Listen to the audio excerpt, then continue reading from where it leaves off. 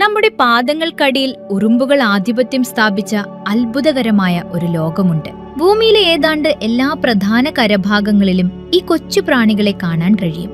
മണ്ണിൽ മാളങ്ങൾ നിർമ്മിച്ചും മരച്ചില്ലകളിലേക്ക് പടർന്നു കയറിയും നമ്മുടെ വീടുകളിലൂടെ വരിവരിയായി സഞ്ചരിച്ചും ഇവർ തങ്ങളുടെ സാമ്രാജ്യം വികസിപ്പിക്കുന്നു.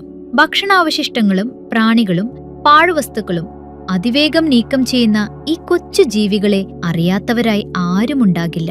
എങ്കിലും നിസ്സാരമെന്ന് തോന്നിപ്പിക്കുന്ന ഈ കുഞ്ഞൻ പ്രാണികൾ എങ്ങനെയാണ് ഇന്നത്തെ രീതിയിൽ പരിസ്ഥിതിയുടെ ചാലക ശക്തികളായി മാറിയത് എന്നത് ഇന്നും ഒരു വലിയ രഹസ്യമായി അവശേഷിക്കുന്നു. വിദഗ്ധർ വിശ്വസിക്കുന്നത് ആദ്യ ഉറുമ്പുകൾ കുത്തുന്ന വണ്ടികളിൽ നിന്ന് വികസിച്ചതാണെന്നാണ്. ഇത് സംഭവിച്ചത് മിഡ് ക്രിട്ടേഷ്യസ് കാലഘട്ടത്തിലായിരുന്നു. അന്ന് സോറോപോഡ്സ് പോലുള്ള ഭീമൻ ഡൈനോസറുകൾ ഭൂമിയെ ഭരിച്ചിരുന്ന കാലമായിരുന്നു. ആ സമയത്ത് കാലാവസ്ഥ ചൂടും ഈർപ്പമുള്ളതുമായിരുന്നു. ഭൂമിയുടെ വലിയൊരു ഭാഗം സമൃദ്ധമായ ട്രോപ്പിക്കൽ പരിസ്ഥിതികളാൽ മൂടപ്പെട്ടിരുന്നു. അതിൽ കാടുകളും ചതുപ്പുനിലങ്ങളും ഉൾപ്പെടുന്നു. ഏകദേശം 92 മില്യൺ വർഷങ്ങൾക്ക് മുമ്പ് ഈ സമൃദ്ധമായ ആവാസ വ്യവസ്ഥകളിൽ ഒരു പ്രാചീന ഉറുമ്പുകളുടെ ജനുസ് ജീവിച്ചിരുന്നു. അതിന്റെ പേര് സ്പെക്കോമിർമ എന്നാണ്.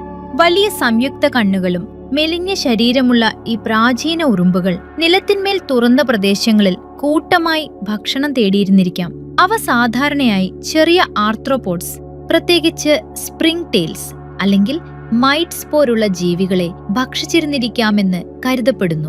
ഉറുമ്പുകളുടെ പരിണാമത്തിലെ ഒരു നിർണായക ഘട്ടത്തെയാണ് സ്പീക്കോമിർമ പ്രതിനിധീകരിക്കുന്നത്. ഇവയ്ക്ക് ഉറുമ്പുകളുടെയും കടന്നലുകളുടെയും സവിശേഷതകൾ ഒരേപോലെ ഉണ്ടായിരുന്നു.